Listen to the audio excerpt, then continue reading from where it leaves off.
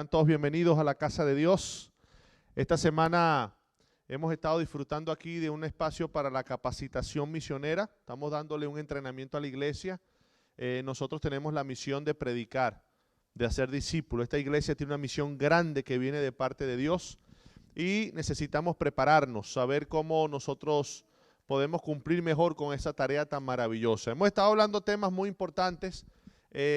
Los que se están incorporando ahora no se desanimen. Nosotros, cada tema está siendo transmitido, está siendo grabado, después lo vamos a subir al canal para que usted la enseñanza que está recibiendo ahora, entonces usted ya tenga ahí el medio, digamos, visual, para que entonces lo pueda repasar y entrenarse mejor y así dominar más el tema y aprender mucho más.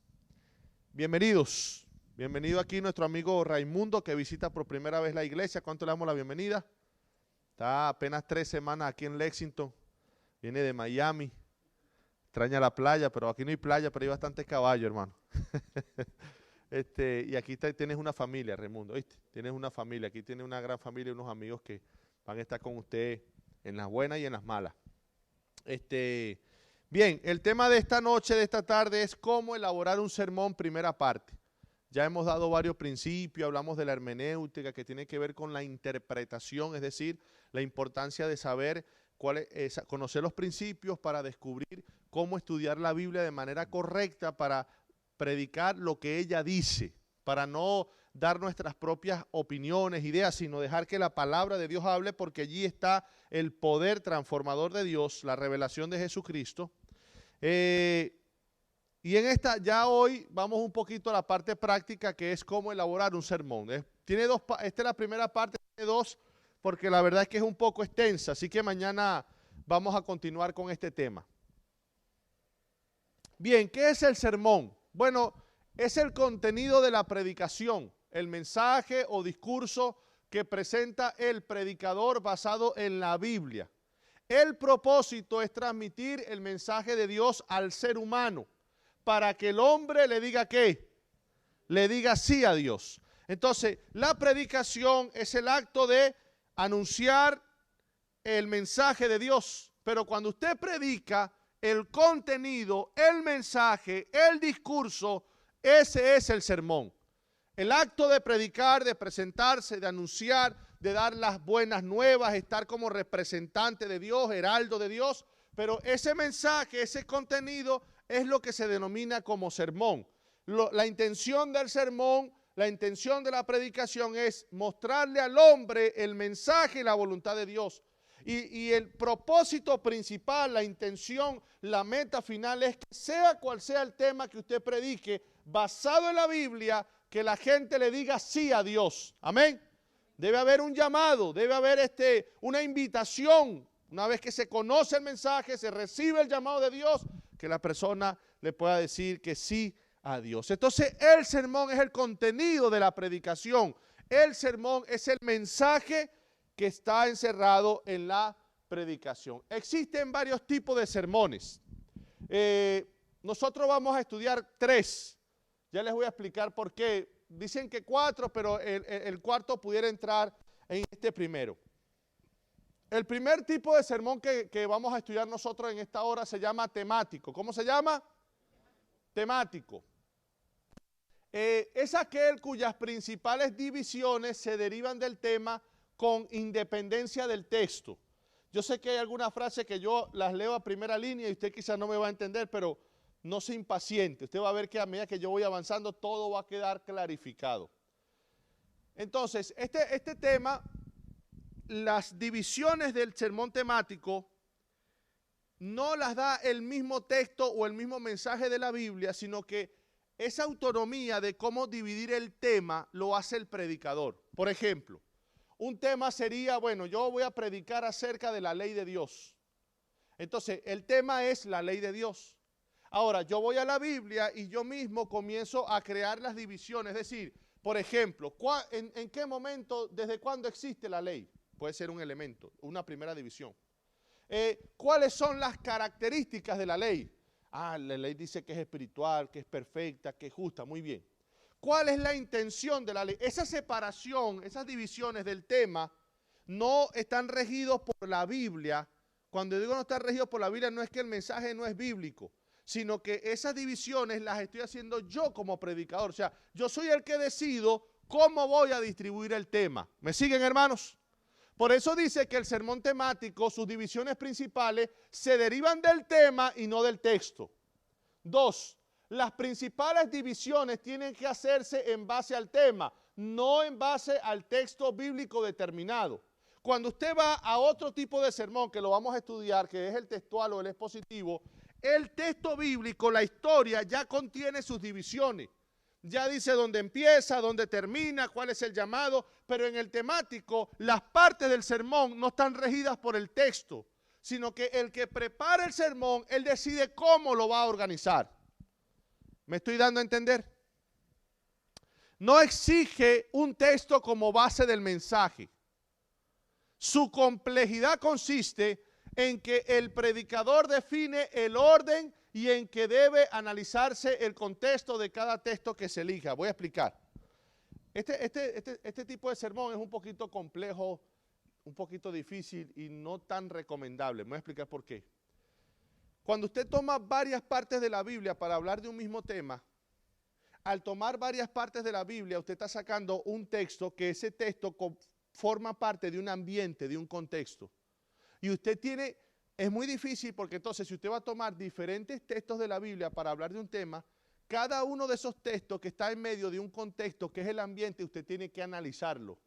Por ejemplo, si usted está hablando de la ley de Dios, yo no me puedo ir a cualquier palabra de la Biblia que diga ley, porque puede hablar de la ley del hombre, puede hablar de la ley de la gravedad, qué sé yo. Yo necesito analizar el ambiente en el que ese texto está para ver si ese texto realmente habla de la ley de Dios. ¿Me hago entender? Por eso es que es complejo, porque al tomar usted diferentes partes, usted no puede tomar un versículo sin saber cuál es el ambiente de ese versículo, porque puede tener un significado que no es exactamente lo que significa. ¿Me sigue? Vamos a ver si vamos quedando mejor adelante. Vamos a dar un ejemplo. Este es un ejemplo, este es un bosquejo de un sermón, digamos. El tema de este sermón sería la oración. Vamos a hablar acerca de la oración. Y el propósito de este sermón sería enseñar al oyente por qué hay oraciones sin respuestas. Es un sermón temático. Ahora yo voy a comenzar a buscar en la Biblia, o según lo que yo he estudiado, esto que estoy diciendo es muy importante. Porque ayer y antes de ayer le dije que uno de los grandes problemas de los predicadores es siempre el estrés de qué es lo que voy a predicar. Porque tratan de generar la idea fuera de la Biblia. Y la mejor manera, el origen del sermón, que es la idea, siempre debe partir de la Biblia. Y usted se va a dar cuenta que se va a quitar ese problema y ese estrés de que cuando le toque predicar, ahora de qué yo voy a predicar. Ya hemos hablado bastante de eso. Ahora, el tema aquí sería la oración. Este es un sermón temático. El tema va a ser sobre la oración. Pero usted no puede hablar en un sermón todo lo que significa la oración porque usted va a pasar 3 años predicando. Usted necesita delimitarlo. En este caso, el sermón está delimitado y sí, está hablando de la oración, pero específicamente enseñarle a las personas por qué las oraciones no son contestadas. ¿Están conmigo? Vamos a hacer un ejemplo. Por ejemplo, Efraín, ¿trajeron su Biblia? ¿Las tienen ahí en el teléfono? José, búscame Santiago 4:3. Efraín, búscame Salmo 66, 18. Laurentino, búscame Santiago 1, 6 y 7. Y Abimael, búscame Proverbios 28, 9. Proverbios 28, 9. A usted le toca Salmo 66, 18. Salmo 66, 18. ¿Lo tenemos? Ok. Entonces, este es un sermón acerca de la oración. Pero específicamente, ¿por qué las oraciones no son contestadas? ¿Están conmigo? Ok. ¿Qué dice Santiago 4:3? Pedid y no recibid, porque pedís mal para gastar en vuestros deleites. Ok. A veces las oraciones puede que no sean contestadas porque estamos pidiendo ¿qué? Estamos pidiendo mal. Porque el origen de nuestra oración es egoísta, es vanidoso, es orgulloso y por eso como estamos pidiendo mal, no estamos recibiendo la respuesta a nuestra oración. 2. Puede ser que también no recibamos respuesta en la oración porque hay pecado en el corazón. ¿Qué dice Salmo 66, 18? Efraín.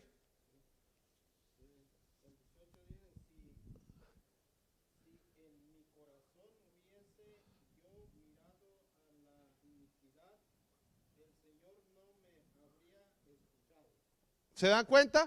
Entonces el texto está hablando en una confesión de David, que si hubiese habido algún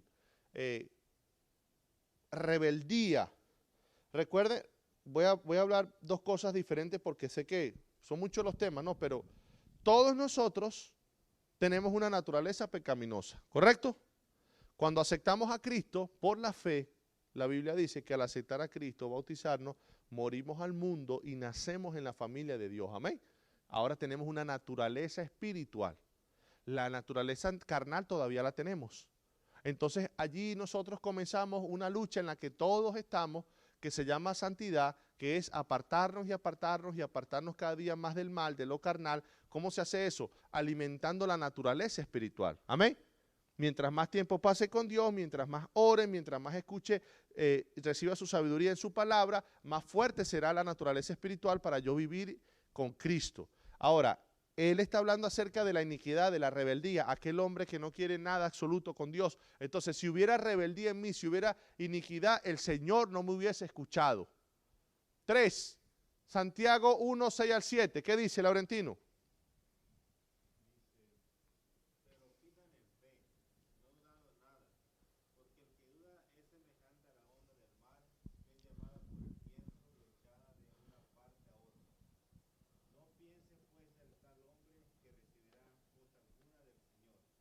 Entonces el que pide dudando, no piense que va a recibir algo, porque eso es como la ola del mar que es llevada por el viento en cualquier dirección. Entonces, ¿por qué las oraciones no son contestadas? Porque pedimos mal, porque puede haber iniquidad y rebeldía en el corazón, porque pedimos sin fe, con incredulidad y por la desobediencia. ¿Qué dice Proverbios 28, 9, Abimael?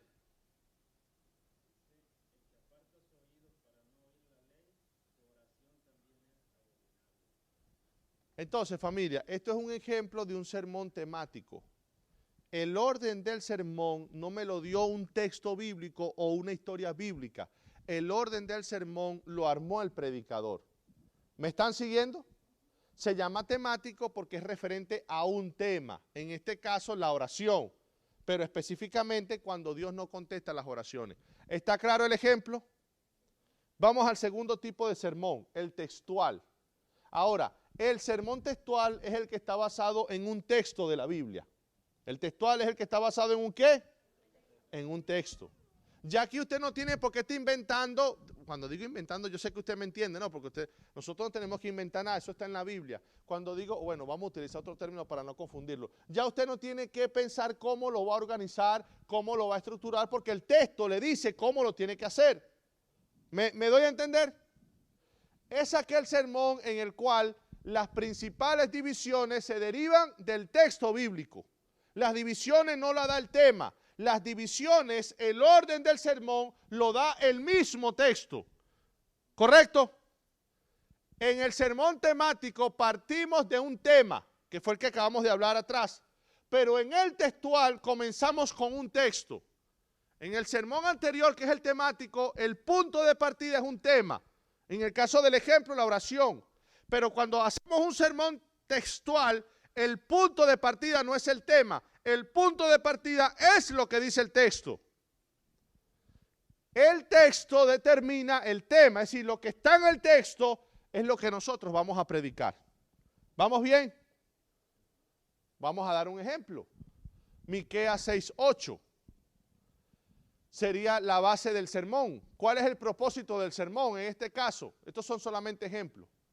Enseñar al oyente lo que Dios espera de sus hijos, sobre todo de aquellos que se han apartado de su presencia por su desobediencia. ¿Qué dice Miqueas 6:8? Léelo, Max, ¿tienes allí la Biblia? Búscame Miqueas 6:8. Mientras él nos busca Miqueas 6:8, nos vamos a dar cuenta del ejemplo del sermón textual. Miqueas 6:8. Si alguien lo consigue antes, lo puede leer.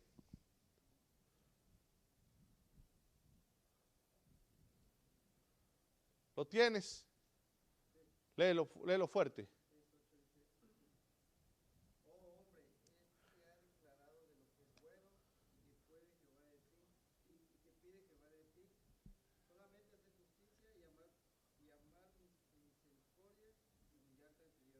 Oh, entonces Dios, el texto dice, ¿qué pide Dios de ti?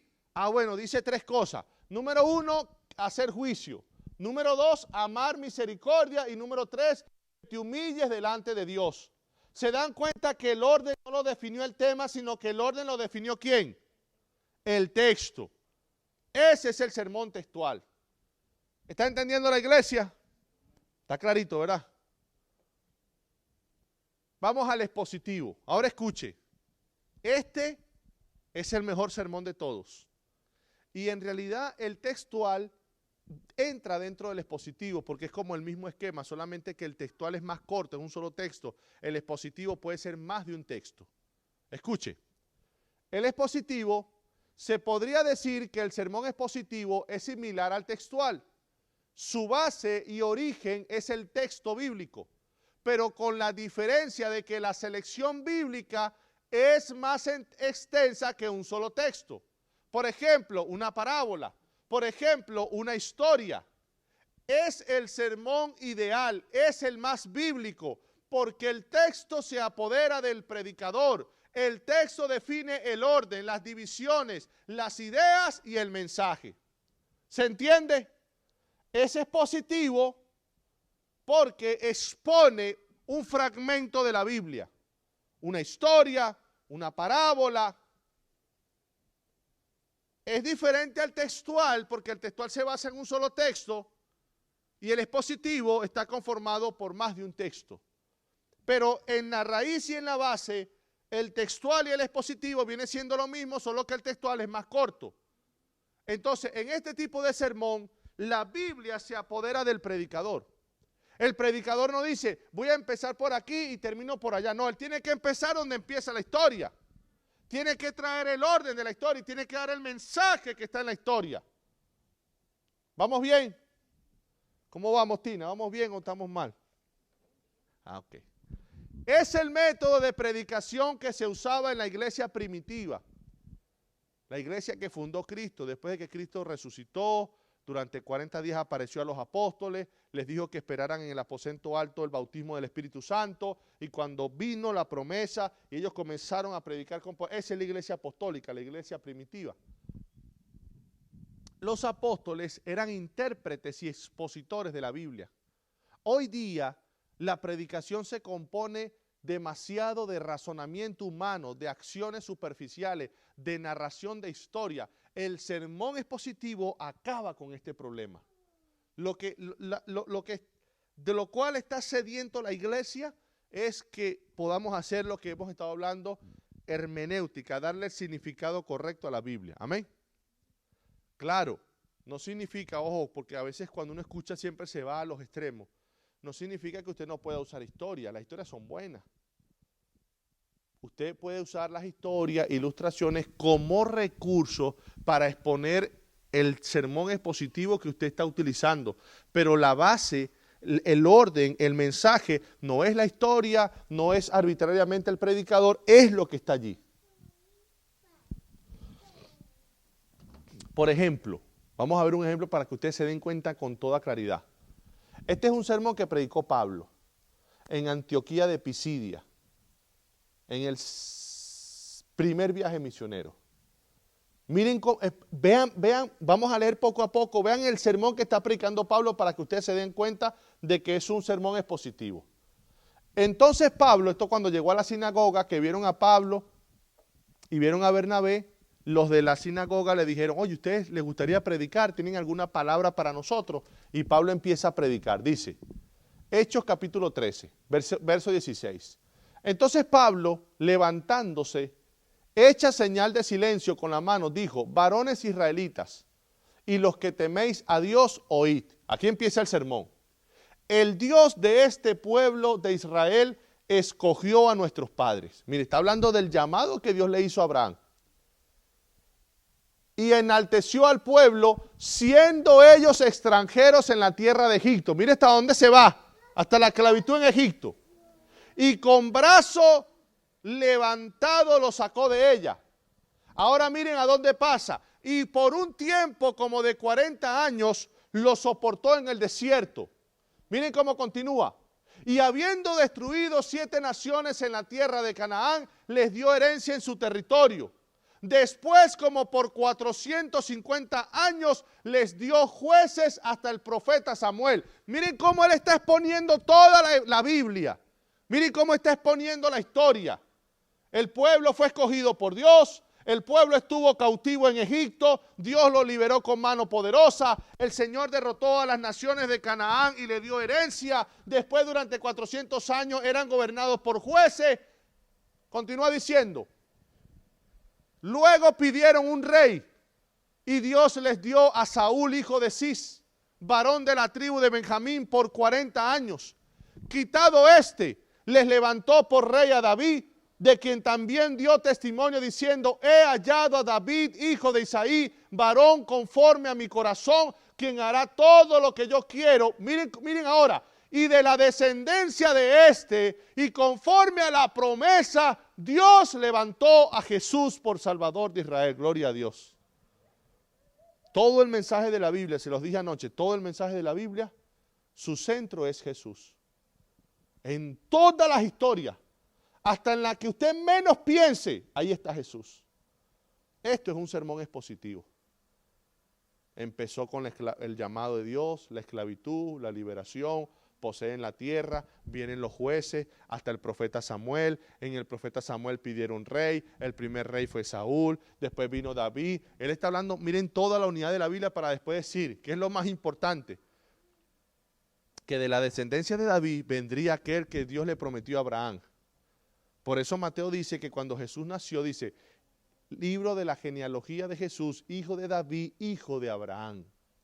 Porque él viene de la genealogía de Abraham y de David. ¿Me están entendiendo, hermano? Esto es un sermón, ¿qué? Expositivo. Expuso la historia bíblica. ¿Me hago entender? Vamos a ver otro ejemplo. Bueno, no lo voy a leer porque va a ser muy largo, pero les recomiendo. Este sermón es preciosísimo.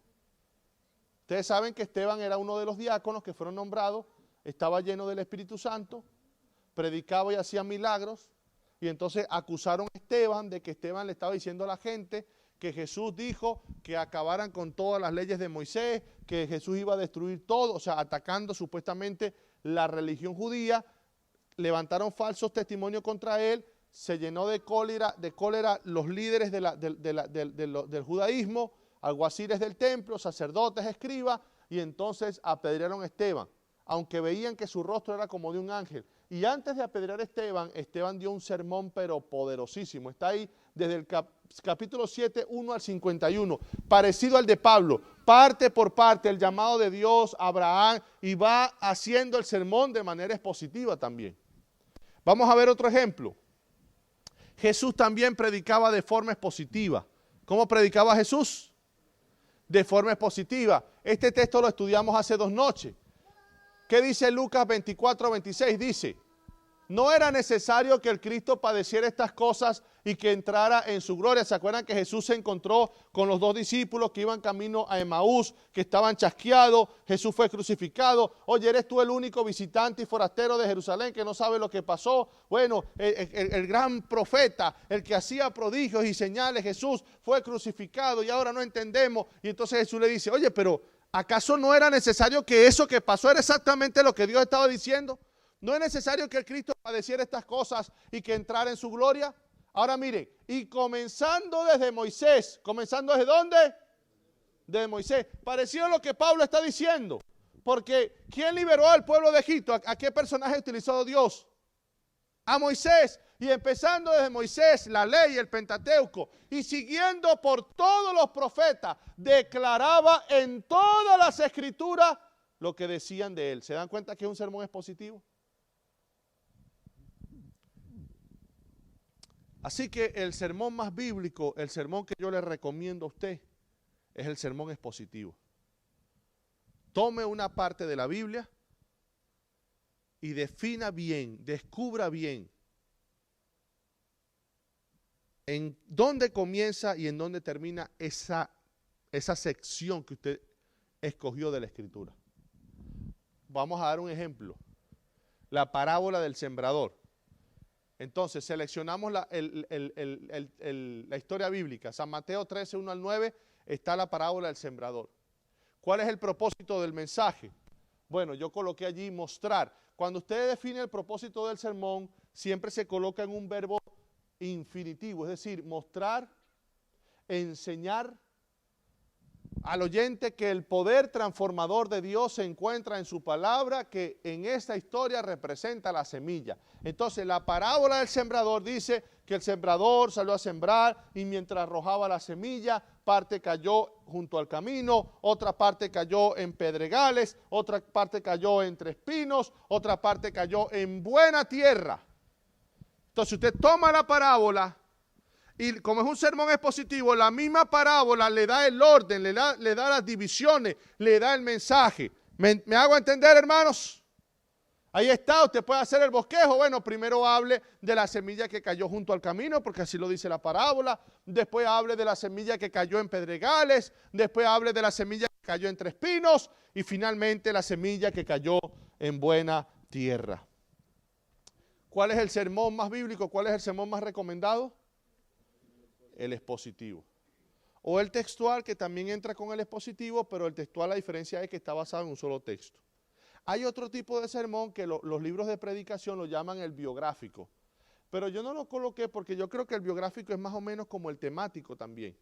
Es decir, el biográfico porque se refiere a una persona, a una biografía. Usted puede decir, oye, yo quiero hacer un sermón acerca de Pedro. Entonces como no hay una sola historia de Pedro, sino que hay muchos acontecimientos, usted comienza a estudiar todo lo que se refiere a Pedro y usted arma el tema. Cuando Pedro era pescador, cuando Pedro lo llamó Jesús, cuando Pedro, ya usted define qué es lo que usted quiere hablar de Pedro, pero es más o menos como el temático. O sea, el tema es el que le dice a usted cómo usted lo va a dividir, y en el sermón temático y en el sermón biográfico hay mayor participación del predicador, pero el expositivo, el textual, la parte bíblica, el texto bíblico, el mensaje bíblico se apodera del predicador. Y si somos justos, si somos humildes y correctos, no puede haber manipulación, o sea, no puede haber veneno, no puede haber invención humana, sino que usted se deja atrapar por lo que la Biblia dice y eso es lo que usted va a enseñar. Amén. Ya hablamos de los diferentes tipos de sermón, ahora vamos a hablar de los diferentes énfasis. La palabra énfasis o el término énfasis tiene que ver con la dirección. Es decir, acabamos de decir los tres tipos de sermón, temático, textual y expositivo. Es como que hayamos dicho, hablamos de tres tipos de carro, Toyota, Fiat, no, aquí no hay Fiat, Toyota, Ford y Chevrolet. Honda, pues tres tipos de carro. El énfasis sería el camino, hacia dónde van. Ya dijimos los tres tipos de sermón, pero ahora vamos a hablar del énfasis, es decir, ¿en qué dirección puede ir el sermón? ¿Me siguen, hermano?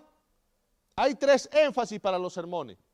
El primer énfasis es evangelístico. Es decir, cuando el sermón tiene un propósito evangelístico.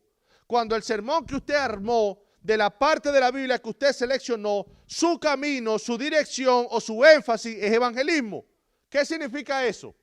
Es el sermón que lleva al oyente cara a cara con Cristo como el Hijo de Dios y lo induce a aceptarlo como su Salvador y su Señor. La mayor necesidad del hombre es la salvación. El sermón con énfasis evangelístico señala al pecador el camino de la salvación. Son los sermones que por lo general se hacen en campaña, porque suponemos que en las fiestas de campaña vienen amigos y se hacen llamados para que los amigos acepten a Jesús. Amén. Porque el tema evangelístico es levantar la cruz de Cristo para que la gente decida por Jesús. Pero si usted está en una iglesia donde ya todos decidieron por Cristo y donde ya todos son creyentes, usted no puede predicarle todo el tiempo de evangelismo. Ahora esa comunidad, ese oyente tiene otro tipo de necesidad. Pero el primer énfasis o la primera dirección puede ser evangelística. Es un sermón con la intención de que la gente acepte a Jesús como Salvador personal. Está el otro que es el doctrinario. Es decir, donde el énfasis y el propósito es enseñar una doctrina, enseñar una verdad bíblica. Recuerden que la palabra doctrina significa enseñanza. Enseñar y mostrar una verdad de la Biblia. La predicación evangélica es para los que buscan a Dios. La predicación doctrinaria, es para los que le han encontrado. Los sermones con énfasis doctrinarios son necesarios para enseñar a los fieles todo el consejo de Dios con un fin práctico. Un conocimiento claro de las doctrinas protegerá a la grey del error y de las falsas enseñanzas. El sermón con énfasis evangelístico es muy importante porque la gente necesita aceptar a Jesús, pero el sermón con énfasis doctrinario también, porque una vez que usted lo acepta, usted necesita conocer las verdades de la Biblia, las doctrinas de la Biblia, para que usted pueda ser librado del engaño, para que usted pueda ser engañado de los falsos, de los errores. ¿Me siguen, hermanos? La doctrina del santuario, la doctrina de la segunda venida de Cristo, que dice la Biblia de manera correcta cómo va a venir Jesús. Si no hay doctrina, si no hay verdad bíblica que tiene una intención práctica, es decir, lleva, una vez que se muestra la verdad, porque recuerden ustedes, voy a repetir otra vez esta idea, la Biblia no se estudia como un libro de investigación, la Biblia no se estudia con un propósito académico, la Biblia es un libro, es el libro que nos revela a Jesús, se estudia para que Jesús nos transforme, amén. Entonces no es nada más, no tiene sentido que yo predique aquí una doctrina solamente para informar, no. Es con un fin práctico, que usted lleve eso a la práctica y que esa verdad y ese conocimiento doctrinal lo ayude a usted a estar afianzado en la verdad. Y el último énfasis de los sermones puede ser ético. El sermón doctrinario se refiere a una verdad que debemos conocer, mientras que el ético se refiere a un deber que debemos cumplir. El predicador que no da a conocer a los hombres sus deberes para con Dios no está supliendo las necesidades humanas. El énfasis evangelístico, levantar a Cristo para que el pecador acepte a Jesús. El énfasis doctrinario, mostrar las grandes verdades de la Biblia con el fin práctico de que el creyente esté protegido del error y pueda afianzarse en la verdad. Y en los sermones con énfasis ético es el llamado a la obediencia. Es el llamado a conocer lo que Dios desea y espera de nosotros. ¿Está claro? ¿Cuáles son los tipos de sermones que hay? A ver. Temático, textual, expositivo. ¿Cuáles son los tipos de énfasis? Evangelismo, evangelístico, doctrinario, doctrinal y ¿qué? Excelente. Oye, tremendos alumnos, gloria a Dios. Ahora sí, ¿cuáles son los pasos para hacer el sermón? ¿Cuáles son los pasos para hacer qué? Para hacer el sermón. Como no quise hacer el tema tan largo esta noche, solamente vamos a hablar esta noche de 2 pasos. Y mañana vamos a hablar mañana terminamos con los siguientes pasos, ¿ok? Así que no se pierda el capítulo de mañana. ¿Cuáles son los pasos para hacer el sermón? Número 1, seleccione el pasaje bíblico. ¿Qué es lo primero que usted va a hacer para montar el sermón? Seleccionar el pasaje bíblico. Yo vengo aquí, yo tengo mi Biblia aquí en el iPad.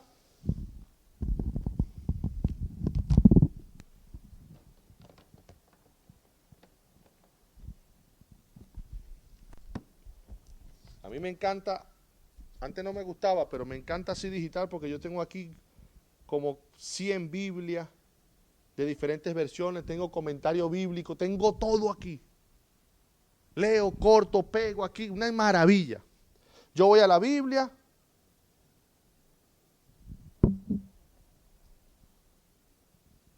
Eso sí, yo aquí no, ni Facebook ni nada, pues yo lo veo como la Biblia, no estoy contaminado. El Facebook lo veo en el teléfono, las cosas las veo en el, aquí trato de no estar.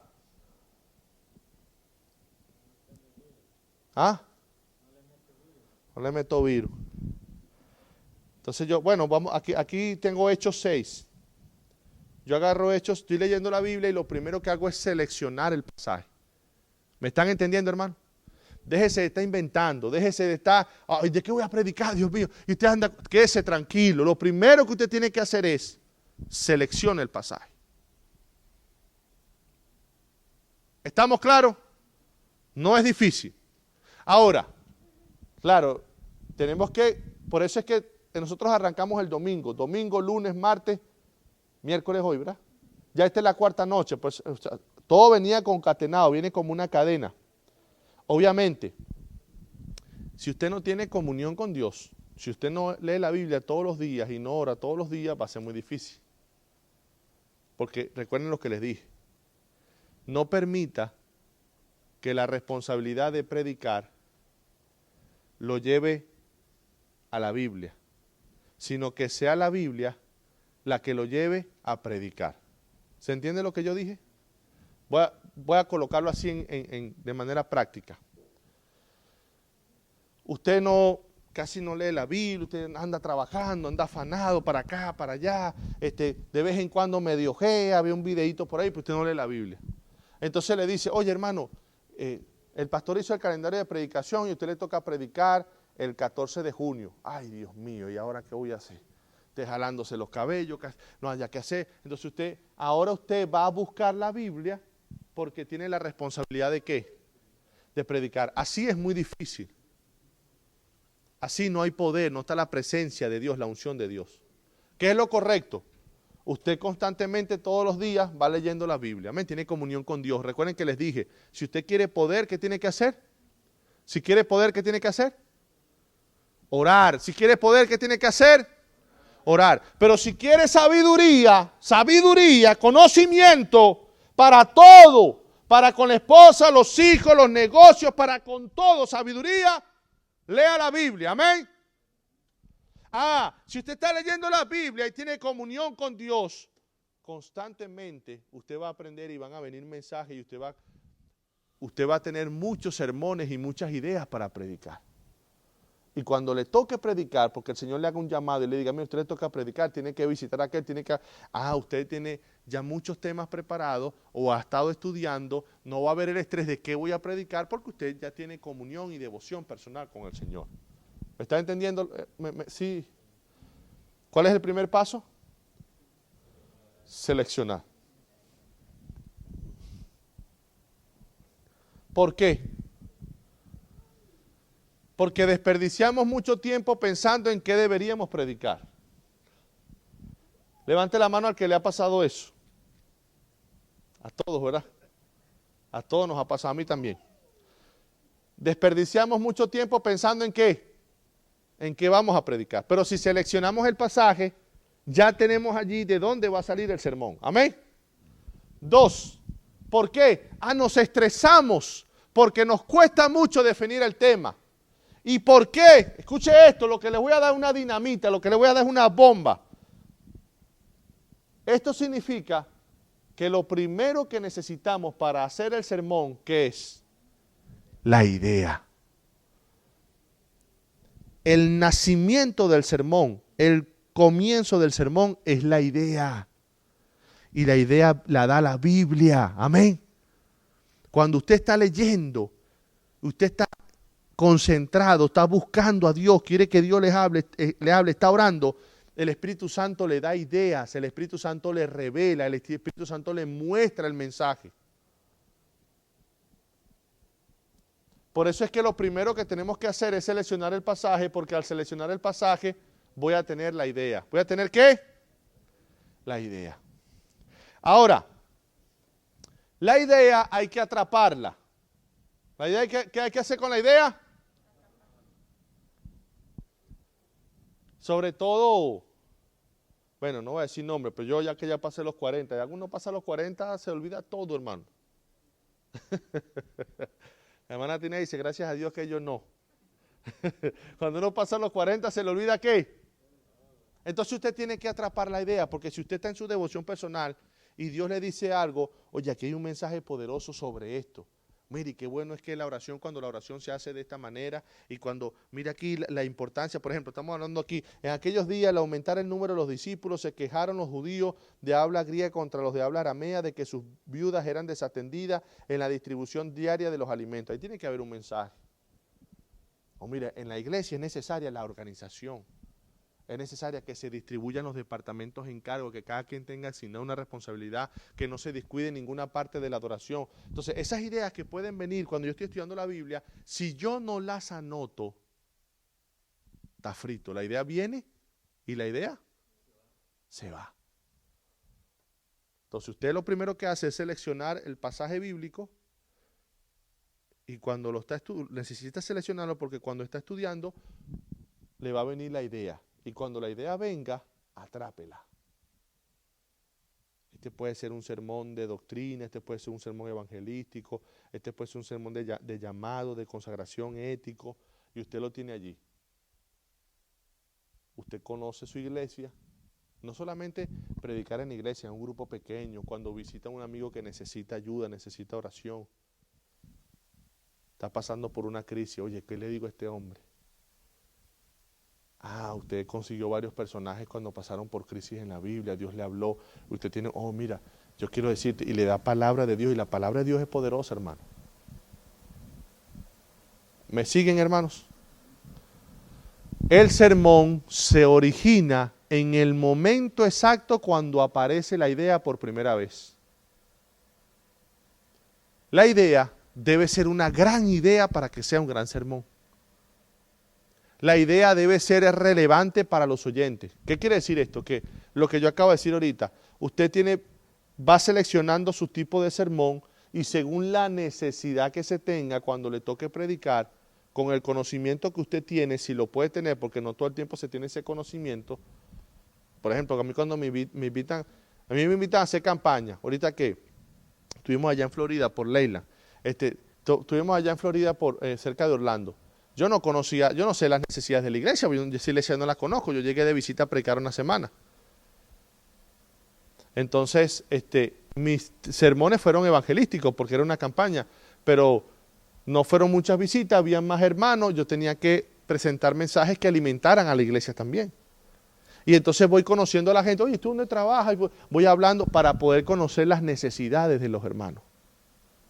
Porque se supone que el mensaje debe ser relevante a la necesidad que la persona tiene. No todo el tiempo lo podemos saber, pero si lo sabemos, usted va atrapando las ideas, tiene diferentes allí sermones según la necesidad que tenga la congregación, la persona que lo va a escuchar, lo que necesite. En la idea está el propósito del sermón, el propósito es el mensaje. Esto yo se lo voy a enseñar más adelante, pero lo voy a decir ahorita de una vez. El propósito te permite a ti no desviarte.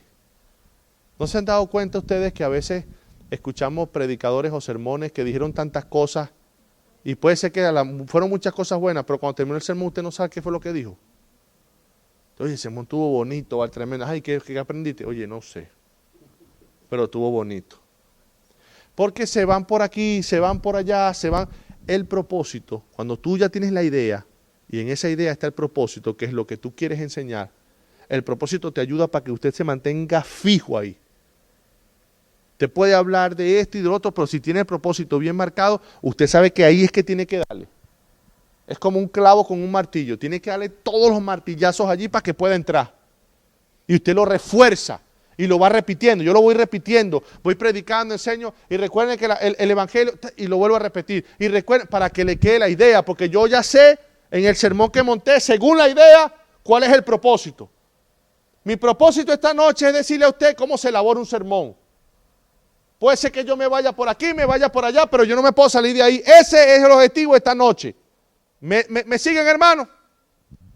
La idea puede surgir de cualquier parte. Lo importante es atrapar la idea. Ahora, ¿cómo es que la idea puede surgir de cualquier parte? Por ejemplo, ahorita usted no está estudiando la Biblia en su devoción personal, pero me está escuchando a mí. Y yo he leído varios textos bíblicos. Puede ser que usted esté allí sentado, porque a mí me ha ocurrido, puede ser que usted esté ahí sentado y mientras yo estoy leyendo la historia bíblica y usted se encuentra con el texto, le viene una idea. ¿Ve? En un sentido le vino de afuera, porque usted no estaba en la comunión y en la devoción. Pero a eso es que se refiere que vino de afuera. Pero la idea siempre viene de la Biblia. La idea siempre la genera la Biblia. ¿Me hago entender, hermano? Entonces yo estoy hablando aquí y a usted se le viene una idea, anótela. Mándese un mensaje. Eso es lo que ahora usted en WhatsApp usted se escribe usted mismo. Usted se siente solo, escríbase usted mismo. Oye, pero nadie me lee los mensajes. Mándese un mensaje a usted mismo. Oye, mire, esto está azul, me respondió rapidito. Entonces, si usted se le olvida algo, escriba la idea. Yo estoy haciendo así. Entonces, oye, este mensaje está bueno para los jóvenes. Y me mandó un mensaje. Mira, aquí está. Le voy a mostrar con hechos.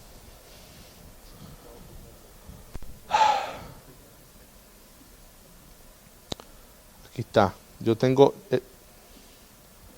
no sé por qué a mí mismo me aparece, es Netflix, dice Netflix. Yo sé que soy yo porque está la foto, pero no se puede ser a Netflix. Pero bueno. Voy a buscar por aquí. Aquí está. Jeremías 31:3. Tema para 15 años y para jóvenes. Porque me tocaba, eso cuando me tocaba hablar en los 15 años de la hija de Robelio. Y puse, número 1, la escogencia de Dios. Número 2, su amor eterno. Y número 3, su misericordia prolongada. Eso fue lo que yo hablé cuando hubo la fiesta de la hija de Robelio. Yo lo estaba leyendo, me topé con eso, me mandé el mensaje para que no se me olvidara. Lo atrapé. Cuando venían los 15 años, y yo me acuerdo que veníamos de Indian Creek, del retiro anciano. En otras ocasiones, ¿qué me pasa? Un desespero porque no me organizo, no agarro las ideas. Llegué rápido a la casa, pero ya yo lo había estudiado. Ya tenía la idea, lo repasé y pude tener el tema bíblico. ¿Me siguen, hermano? Entonces, la idea puede venir de afuera. Usted está viendo un sermón del pastor Bullón, está viendo un sermón en YouTube acerca de Dios, tocan un texto, ¡pum!, la idea puede venir. Pero en realidad no es que viene de afuera que usted estaba ya viendo Duro de Matar 18 y, mira, aquí tengo una idea que, hermano, por favor, la idea viene de la Biblia, amén. Cuando digo que viene de afuera, es que viene porque usted no estaba en su devoción personal, pero de alguna manera un mensaje de la Biblia, el Espíritu Santo le envió una idea. ¿Qué tiene que hacer? Atraparla. Número 2. Y aquí vamos a llegar al final. Número 2. Después que usted escoja el pasaje, ¿qué es lo que tiene que hacer? Lectura del pasaje. ¿Qué tiene que hacer? ¿Qué significa, Max? Mira lo que dice. Perdón. Léalo muchas veces. ¿Cuántas veces lo va a leer? Muchas. Yo agarré Hechos 6, lo leo. En la mañana lo leo 3, 4 veces. Pasado lo vuelvo a leer. Léalo muchas veces. De manera rápida primero, luego de manera más detenida, hasta que usted se familiarice completamente con el texto. Va a llegar un momento que usted va a tener la historia aquí. Mire, estaban dividiéndose, discutiendo, porque las mujeres de los griegos mira, y entonces escogieron a los diáconos, pero dijeron, tenemos que escoger hombres que sean llenos del Espíritu Santo, y ya usted tiene la historia aquí, la leyó tantas veces que ya la tiene aquí. Léalo todas las veces que sea necesario, hasta que usted entienda sin necesidad de material auxiliar lo que el texto dice. Ahora, repita el ejercicio de lectura, pero con diferentes versiones de la Biblia. ¿Con diferentes qué? Mire, quítese el tabú. Eso no es malo, eso es súper bueno. Las versiones de la Biblia son diferentes maneras de decir lo que el mensaje de la Biblia dice. Voy a dar un ejemplo. Ahí hay dos versículos, el mismo versículo. Ahí hay dos versículos, el mismo. Primera de Corintios 9:17. No lean este. Este lo vamos a leer después, porque si leen este me van a hacer trampa. Este no lo lean. Vamos a leer este. Esta versión es una versión española, una de las más antiguas y conocidas, la versión de Casiodoro de Reina, versión Reina Valera 1960. Esta es la versión. ¿Qué dice ese texto? ¿Qué está diciendo Pablo? Por lo cual, si lo hago de buena voluntad, recompensa tendré. Pero si de mala voluntad, la comisión me ha sido encomendada. ¿Qué entiende usted ahí? Francamente, sin ninguna pena, ¿qué entiende? ¿Se entiende el texto o no se entiende? Está bien. Bueno, la conclusión es muy buena. Y yo te felicito porque eso que tú estás diciendo, que es lo que dice el texto, a mí me cuesta comprenderlo por esta frase. Aquí dice, la comisión me ha sido encomendada. Esa parte para mí, para mi mente es difícil entenderla. Pero entonces está bien porque está cumpliendo con la comisión que le fue encomendado. El mismo texto en otra versión. A mí me encanta esta versión. Se llama la NBI, Nueva Versión Internacional. Me encanta. ¿Qué dice? En efecto, si lo hiciera por mi propia voluntad, tendría que recompensa. Pero si lo hago por obligación, que es lo que está queriendo decir aquí, la comisión me ha sido encomendada, pero si lo hago por obligación, no hago más que cumplir la tarea que se me ha encomendado. ¿Se entiende mejor? ¿Verdad que se entiende mejor? Hermano. Entonces usted selecciona el pasaje. Ahora viene la lectura del pasaje, pero cuando lea el pasaje, utilice diferentes versiones. Y usted va a entender mejor lo que dice. Porque al final la idea es que usted diga lo que la Biblia dice. Amén, hermano. Pastor, yo no tengo dinero, no me alcanza. Aquí no, olvídate de eso, déjate, está cayendo a cuento. Usted mete en Google. Mire, aquí están los libros de la Biblia. Todos los libros de la Biblia. Y adivinen qué está aquí, miren. Las diferentes versiones. La palabra española, la palabra hispanoamericana, la Reina Valera actualizada, la revisada, la antigua, en inglés, traducción, lenguaje actual.